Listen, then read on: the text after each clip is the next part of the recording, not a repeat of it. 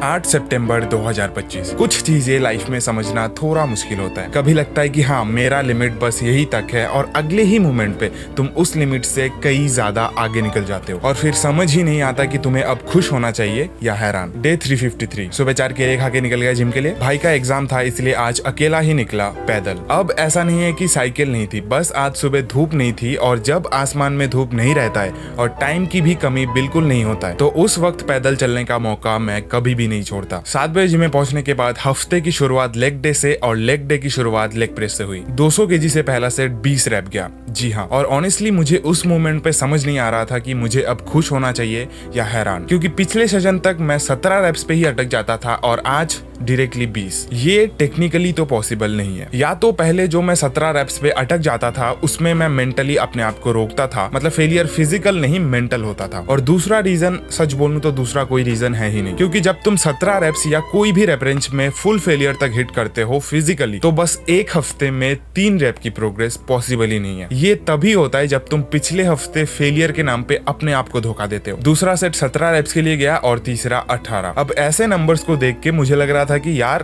कहीं मैं नशे में तो नहीं हूँ। खैर, उसके बाद कार्डियोस के 2 सेट, हैमस्ट्रिंग कर्ल के 3 और लेग एक्सटेंशन के 3 सेट के साथ आज का वर्कआउट खत्म किया। कभी कभी प्रॉब्लम तुम्हारी बॉडी में नहीं, तुम्हारी सोच में होता है। अगर तुम एक बार अपने माइंड के लिमिट से बाहर जाने का मूड बना लेते हो, तो बॉडी भी अपने आप तुम्हारे पीछे चल पड़ती है।